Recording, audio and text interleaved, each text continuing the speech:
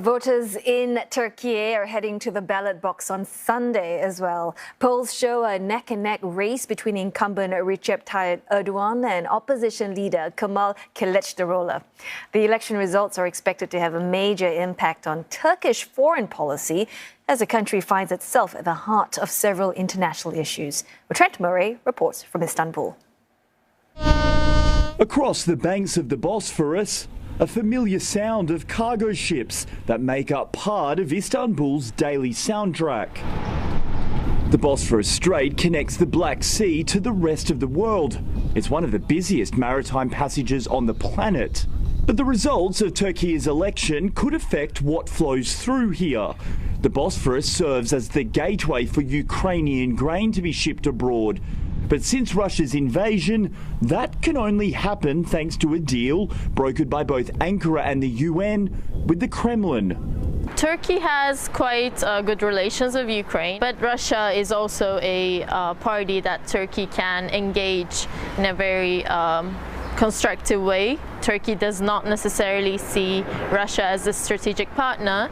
It is still a NATO nation, but Turkey was able to create these working relations with Russia, which most NATO member countries weren't able to do so. Regardless of the upcoming elections results, Turkey's middleman ground and this mediating role has to stay. The grain deal is just one part of a wider foreign policy agenda, which under President Erdogan has seen Turkiye increasingly flex its diplomatic muscle on the world stage. Some decisions have proven controversial, including military operations in Syria and Libya, maintaining trade ties with Moscow, and more recently, Ankara's decision to hold up Sweden's application to NATO over what it sees as Stockholm's lax approach to harbouring members of the Kurdish Workers' Party, or PKK, inside the country. It is related to the PKK-YPG issue.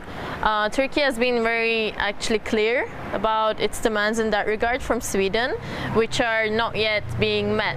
PKK, the Kurdish insurgency/terrorist movement, is something that is very high on Turkey's counterterrorism agenda and its national security priorities. And Sweden is refusing to return the political asylum seekers in Sweden back to Turkey. Turkiye's relations with neighbouring Syria are also front and centre in this campaign, with growing signs that relations are thawing between Ankara and Damascus. Just days before the vote, Erdogan's foreign minister met with his Syrian counterpart for the first time since the start of the civil war back in 2011. And the opposition has floated a new plan to begin returning the 3.6 million Syrians which are currently seeking refuge in Turkey back to their homeland. That's making refugees like Muna Yasin nervous. والله ما بعرف ما عم نعرف وين بدنا نروح وين بدنا نجي ما عم نعرف كل ما نتخيل بدنا نروح مثلا نستأجر ما في إمكانية نستأجر ما ضل في بيوت الآجار ما بعرف مصيرنا لوين بدي نروح ما حدا بيعرف. The opposition, led by Kemal Kilicdaroglu, has said it won't seek to undo many of Erdogan's foreign policy initiatives, like the grain deal or support for Ukraine. But it has also said it wants to push for a more pro-EU and NATO agenda. Regardless of who is victorious this Sunday, for international relations, much rides on the result. From the Middle East to Europe, what happens here is likely to have a ripple effect across the region. Trent Murray, CNA, Istanbul.